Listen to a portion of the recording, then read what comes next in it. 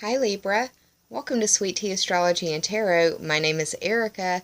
Welcome to the channel. I'm so glad that you found me. This is your mid-February 2017 video where I'm going to first speak about an astrological configuration that I didn't speak about in your February astrology video, and then I'm going to do some tarot cards and oracle cards for you. So Libra, why don't you sit a spell so we can talk about your stars? On the 27th or 28th of the month, depending on where you live on the planet, we're going to have what I'm calling a tug of war in the sky play out. We have Mars, Uranus, and the planetoid Eris in Aries, and we have Jupiter in Libra in exact opposition. Now, Mars is a planet of energy, impulse, and aggression, and it's the ruler of Aries. Uranus is the planet that represents change, liberation, and rebellion, but also shocks and surprises.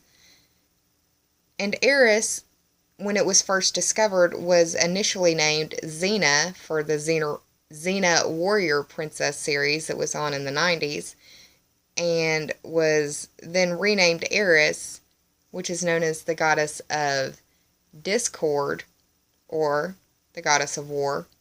You could also think of Eris as Aries' little sister. And these energies will be in exact opposition to Jupiter in Libra. And Jupiter is the planet that it's a gas giant, so wherever it goes, it makes it bigger, be for better or for worse.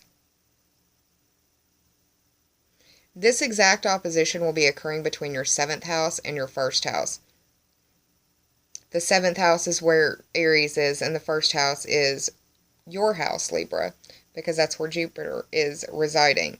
The 7th house is the house that's ruled by Libra, and it's the house of your partnerships, your relationships, and how you identify who you are through those interactions with others. And it also deals with counseling and open enemies. Open enemies are someone who you have an open beef with, someone who you would openly testify in court against, or someone who I think you would argue with in an online forum where other people could see, digest, and witness what was going on at the same time. Now, this tug of war in the sky is going to bring about the idea of later regrets. So the best way to combat that is by counting to 10 and remaining grounded. And also, I very highly suggest you using the energy or it will use you. And what I mean by that is find a way to work that Martian energy out. Try to find a way to get that Uranus energy out.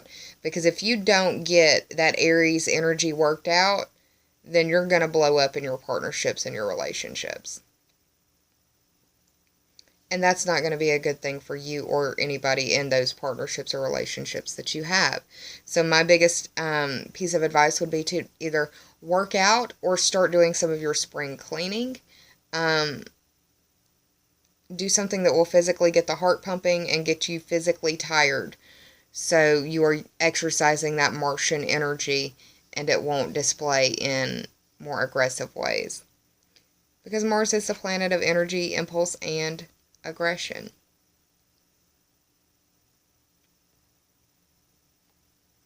Understand that when you are dealing with people who have strong Aries, Scorpio, or Aquarian energy, they may be dealing with headaches or head issues because Aries rules the head. Understand that this tug of war in the sky can bring about confrontations that can escalate into arguments, and realize that there can also be eruptions possible, not only in your life, but in the world around you. So not just socially or politically, but also possibly geophysically. Eruptions have been known to happen during certain configurations between Uranus and Jupiter and Mars. So I like to watch two different forecasters on YouTube, one being Suspicious Observers. He's really good at forecasting the areas on the globe where the activity may be. And there's another person that I like to follow, and I'm probably going to murder the name. It's Diatrinium. I believe this man is Swiss or Danish, I'm not sure, but he looks at the actual planetary angles and forecasts the magnitudes very accurately. And I'm a weather nerd. I like that sort of stuff. But just forewarned is forearmed, Libra. I wanted to let you know about that because I failed to mention it in the February astrology, and I just didn't feel right leaving it off the table with so much going on. Also, one other astrological tidbit. Venus, your ruling planet, will be going retrograde in Aries. And this is your 7th house. That house where this tug of war is going to be playing out as well. That means that there could be a really good chance that it might be dealing with business partnerships and money, or love relationships and money. Just depends. So, Venus retrograde will start in March, but where Venus is right now, you will be coming back to revisit. Being your ruling planet, you're going to feel it. You'll probably go more inwards. Probably be more in your head about your relationships. I'm going to pull for you an oracle card from the Sage Goddess Gemstone Oracle deck. I'm also going to pull for you a Divine Circus Oracle card from this deck by Elena Fairchild. Y'all, I'm really tongue-tied today. I'm sorry. I'm also going to pull from the Healing and Meditation Oracle deck. I got that deck right after I purchased these tarot cards, as a matter of fact. And I got those Oracle cards from a secondhand store. And they just came in a little box. There was no author associated with it. So, I don't have a name to give the gratitude to, but I do send loving and grateful energy to the artist and people who put their time and energy into that deck, because it can really supplement a lot of the readings that I've done. It's been very synchronistic for many of the different stories that have come through in the cards. I'm going to go ahead and cut for my Libras. I want to take this time as well to remind you that this is a general reading, Libra. And if this reading does not resonate for you, that's more than fine. I want you to know that you have a piece of each of the zodiac in you, some more stronger than others. And the way for you to find out that is to Google the words free natal chart and to fill out the information requested, your birth time, your birthplace, and your birth date. Have all of that information accurate and correct so that your chart will be accurate, correct. Then you can look on YouTube or other online tutorials about how to read your chart to find your moon and rising sign. If you've gone through all of those steps and you still can't figure it out, you can send me a screenshot at sweetteastro@gmail.com, and I'll do my best to get back to you as soon as possible with those placements, because I feel like knowing where your sun, your moon, and your rising sign are things that everyone should know about themselves. So what I'm going to do now is pull the card, since I've already shuffled and cut. The bottom card is going to represent the underlying theme or overarching energy of this reading. The top card represents the present energy at hand. The second card represents the past. The third card represents the possible obstacles. The fourth card represents the possible help. And the fifth card represents the possible outcome. And now from the Healing and Meditation Oracle deck, for my lovely Libras. February is an eclipse month. You're going to be feeling very sensitive.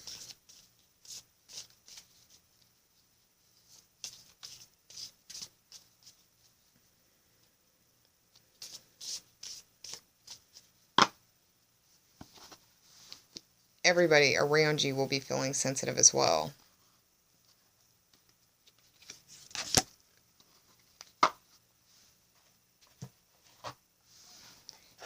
Now, from the Sage Goddess Gemstone Oracle deck,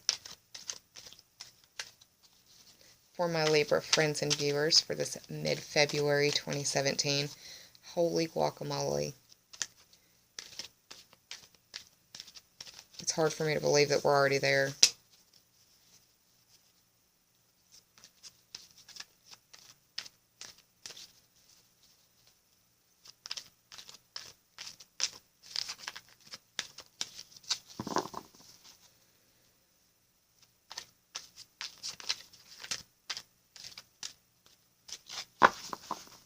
Cut for you.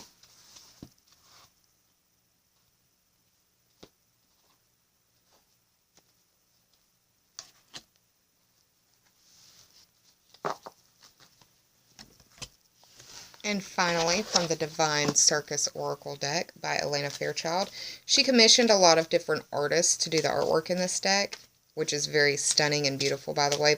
The lighting in here isn't very good. My ceiling fan lights are not cooperating with me right now, so I'm going to have to figure out something else. But the videos must go on, right?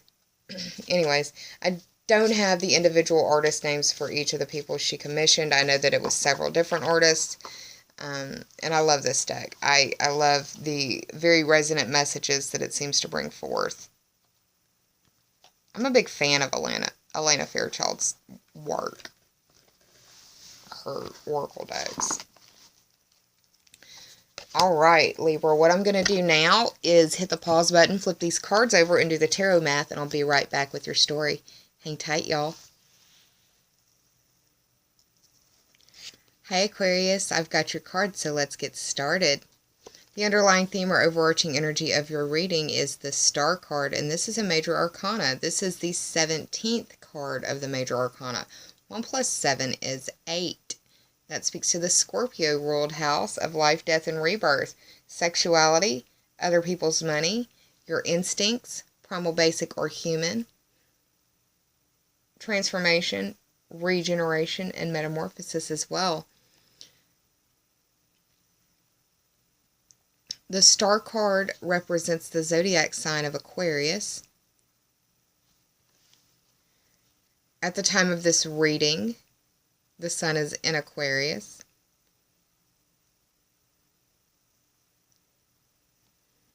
This card is a card of inspiration and happiness. It also deals with embracing your uniqueness, the things that make you uniquely you. It's also finding balance between being grounded and being emotional. And Libra, your life is nothing but trying to find balance. Every one of your life lessons is dealing with balance in one way or another.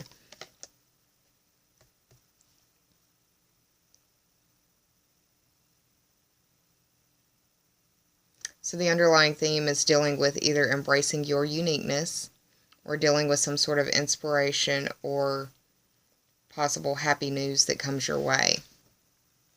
Now, the card that represents the present is the Six of Pentacles. The 6 represents the Virgo ruled house of your work and health, or the competency and skills that you bring to the services that you provide. It also deals with your daily to-do list and the things that you do on a daily basis to make your life easier and more efficient. The Pentacles represent earth sign energy, and that is Taurus, Virgo, and Capricorn. Pentacles can also represent your money and resources. Resources chiefly being your health, because without your health you can do nothing else. But also the things that you would expend on another living thing or situation that you care deeply about. Your time, your money, your resources, your energy, love, and devotion.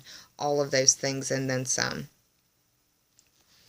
I definitely see this scale as being representative and indicative of this being your reading, Libra. It could be that you are amongst a group of amongst the group of Libras that are dealing with a positive financial situation, and there are some of you that are on the other side, Libra, where you are feeling lack. Understand that it doesn't take much to make those scales tip in one way or another. It's also an indication that you need to prepare and be ready for those days that, you need to save for a rainy day. But it's also a card of benevolent giving and being fair. And I don't know why, I've never thought of this quote before, but there's a Louis C.K. quote that was from his show, Louis, where he's explaining to his daughter how you never need to look in another person's bowl unless you're checking to see if they have enough. So you don't look down on the people that you're helping. And if you're helping somebody with the expectation of getting something in return, then that's not help, that's business.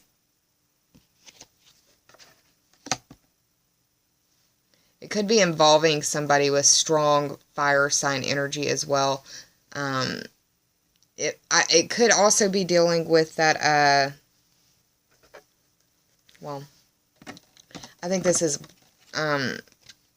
bleeding into several different areas. We've got Venus going retrograde in Aries. Venus rules money, resources, and love, beauty, and harmony. This could be talking about the Venus going retrograde. Venus will be retrograde in your 7th house, but she'll tiptoe back, I think, into your 6th, which would be this.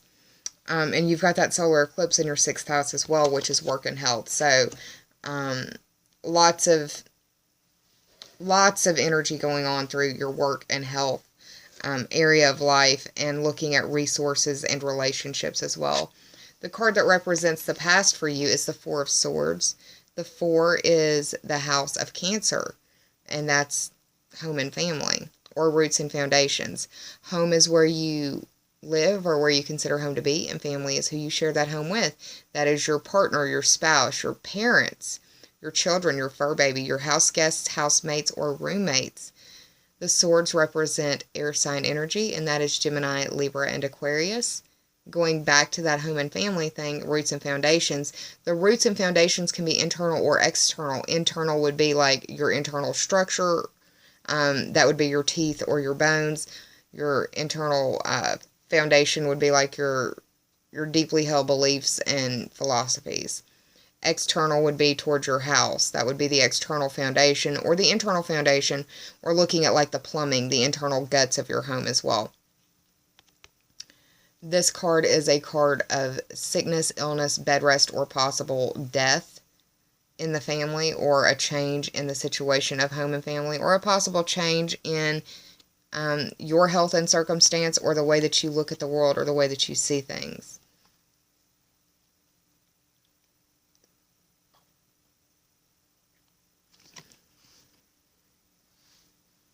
You do have Pluto going through the 4th house.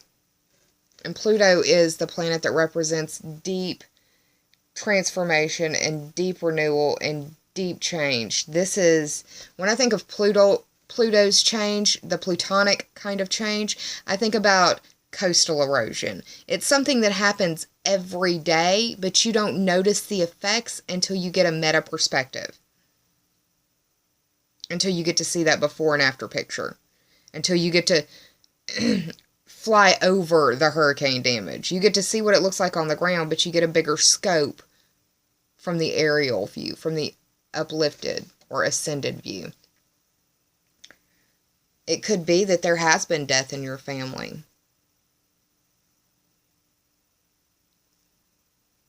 In your family structure, in the home itself. It could be that you have moved or had to move several times, or you're just tired of moving. You're tired of all the change. You're tired of it, which is understandable. But that's really the only 4th house energy that you have, and this card is representative of the past, so it could be that this situation, this 4 of Swords, it could be your mental perspectives going through a deep change or a deep transformation. Your mental perspectives about home and family. It could be a great many different deal of things, because I'm speaking to different Libras on different parts of their path. It's difficult to read for a big group of people, but I'm doing the best that I can. The okay, so you've got the 6 of Pentacles in the present. You've got the 4 of Swords in the past. You've got the 8 of Pentacles as your obstacle. This card for me represents a few different things. One, this is the journeyman's card, meaning you are proficient enough at your job to where you don't need someone to stand over you to get it, to make sure that you're doing it right, or that you're getting the job done. You're able to do that. It's just, it takes you a lot of focus and effort and determination to be able to produce these. You only have one that's produced, and you have a long list of things that need to be done. Now, this could be money that you're trying to save. This could be money that you owe. This could be a list of things that you're trying to get done in work. This being the 8th house speaks to Scorpio's house, which is life, death, and rebirth, other people's money, transformation, regeneration, metamorphosis, the instincts that drive us as humans, primal, basic, or human instinct. It also deals with sexuality. The fact that this is in the obstacle, it could be that you're just working, and it feels like your partner isn't helping for whatever reason. They're incapable or unable to help. Unable. I'm making up my words now. But the pentacles represent earth sign energy. The earth signs are Taurus, Virgo, and Capricorn. The pentacles are also representative of money and resources. Resources, chiefly among them your health, like I said in the Six of Pentacles card. It's anything you would spend on another living thing or situation that you care deeply about. But, I mean, you've got this task in front of you, and you're dedicated to getting it done, but you've got a lot on your plate. You've got a lot to get done.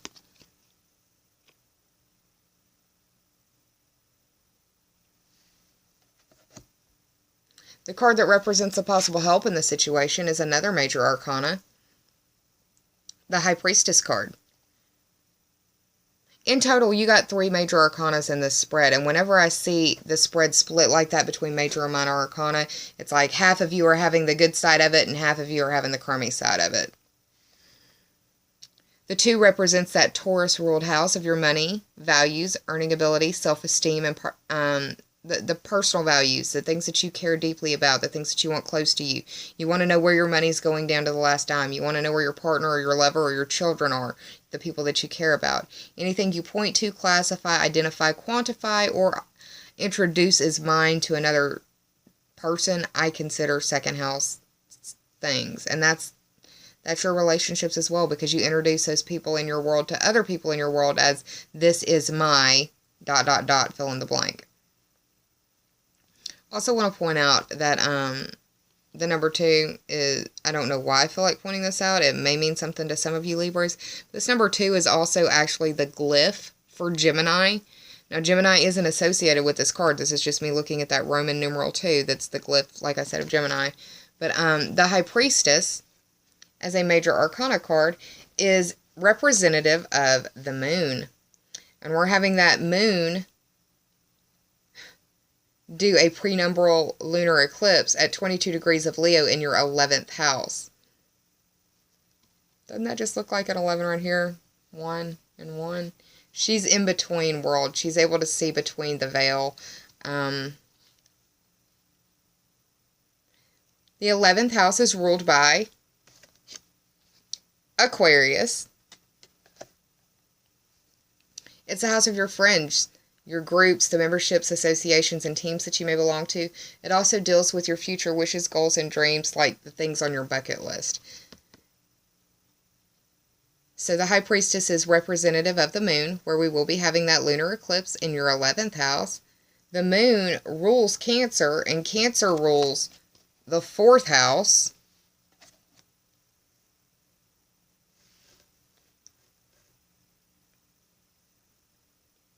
This individual is very emotionally intelligent.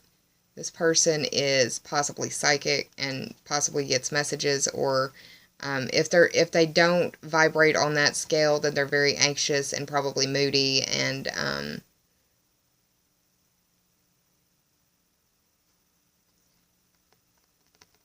but this individual, this person, this situation is the help in the situation. So it's like they're helping guide you through this in some way. And the moon as itself is representative of our response, our intuition, and how we feel, our emotions. And it also represents the unconscious. This card deals with feelings, expressing your emotions, and harboring secrets. So the help could be expressing those secrets, especially in this lunar eclipse. Could be that you're having to come clean to your friends, your groups, your memberships, associations, or you may have to just reassess where you're at on your bucket list. It may be that what you wanted, you are able to better articulate, and now realizing it's not exactly what you wanted.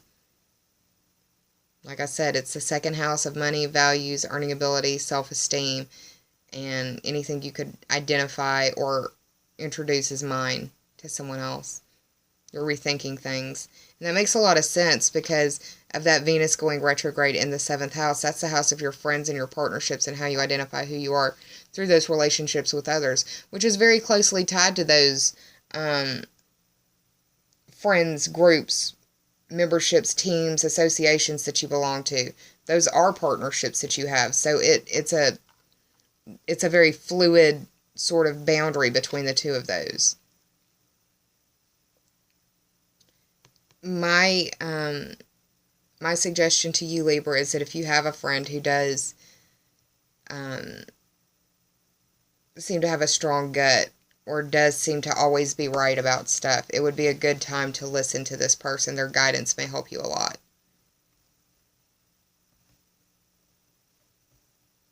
Doesn't mean that you have to do what they do or do what they say, but just even listening to what they're talking about could trigger an inspiration point for you and make you see things differently.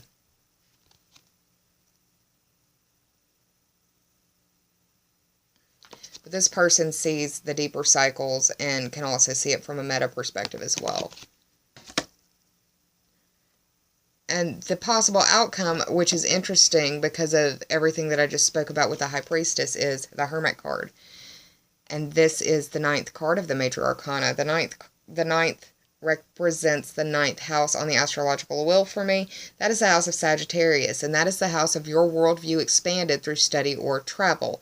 It's the house of long-distance trips and adventures and questing. Higher education, the study of foreign languages, astrology, philosophy, religion, legal system matters, political matters. It truly is the house of foreign people, foreign places, and foreign things. The Hermit, as a Major Arcana card, represents Virgo, and that is the ruler of the 6th house, where you're having a solar eclipse on the 25th or 26th of the month, and that's work and health. So you've got the Hermit, which represents Virgo, which is dealing with being very analytical, being very detail-oriented, and even somewhat perfectionistic, but also like with a they're service-oriented. They want to help. They're very big helpers. This card is about learning how to serve. The outcome could be that you are awakening to your possible 6th sense abilities as well, and are trying to govern and discern how to utilize those tools for not only your highest good, but the people around you as well.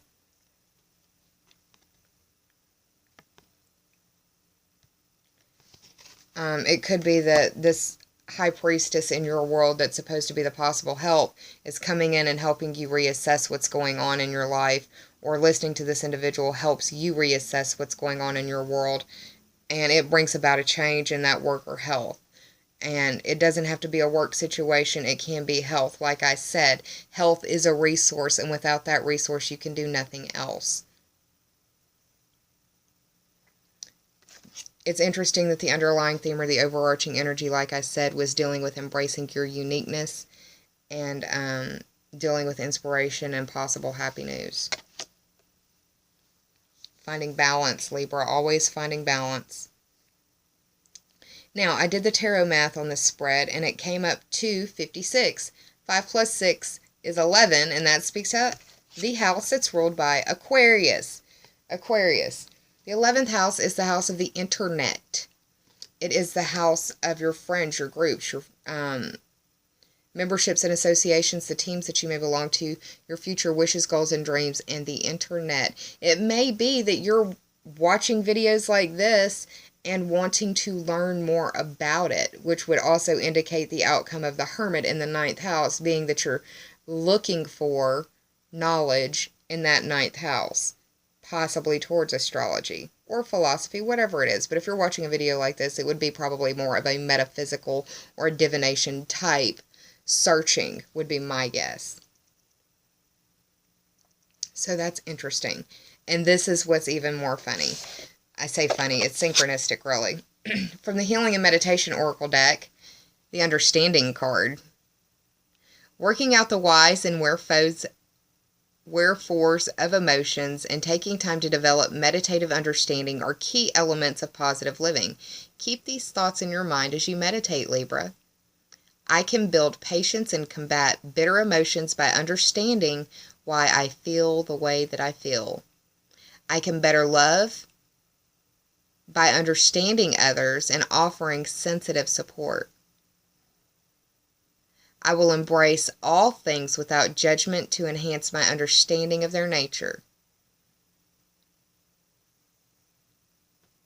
Try to be understanding of all things, and that requires less judgment from you, Libra. Virgos can be quite judgmental as well.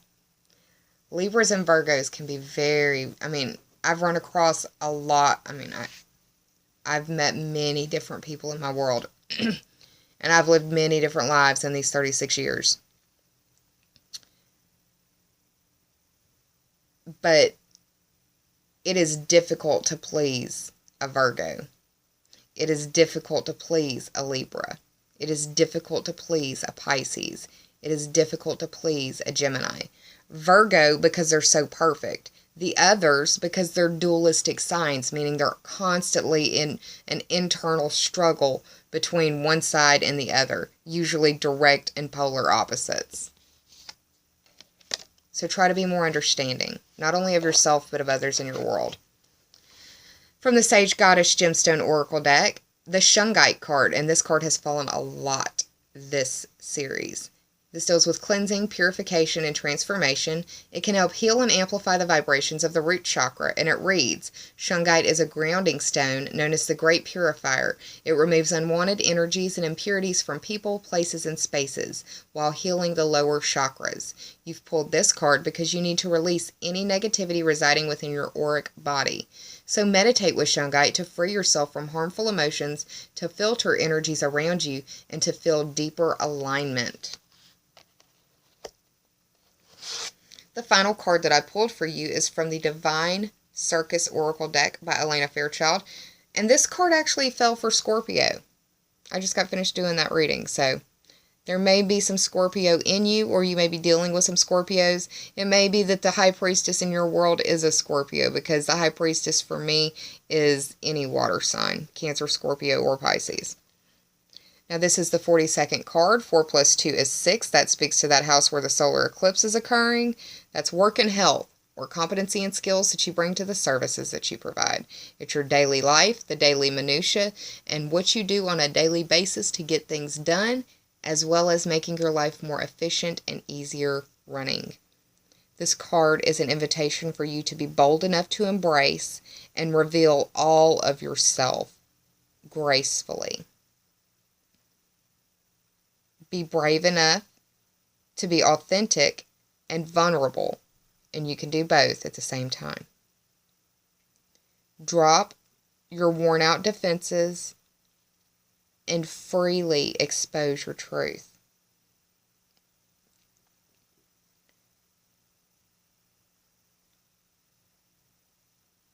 This card is insisting that you peel back the layers of rusted and outdated protection that you've built up around you, because they're keeping the good out. It's not just keeping the bad out, it's keeping the good out too. By being fully, authentically, and vulnerably yourself, you are empowering others to embrace their realness and their rareness and their rawness as well. Libra, I hope you enjoyed this reading. If you did, please like, share, and subscribe. And if you already have, I thank you from the bottom of my very grateful heart. I hope that you're well. Remember, your ruling planet will be doing a retrograde motion in the sky starting early March. And where she is right now, you will be revisiting. That is your 7th house of partnerships, relationships. It's going to feel very, very traumatic for you with these eclipses and this Venus retrograde. So, breathe, remain grounded, and take care of yourself. Be kind to yourself and save some of that kindness for others, because we're all going through private battles in our world. some of us may never speak about to another living soul. I hope to get this series finished soon so I can get it published and start on the hopefully spring eclipse and Venus retrograde series for y'all. But I can't do that until I shut my trap now. So, take care, Libra. And until next time, namaste and bye, y'all.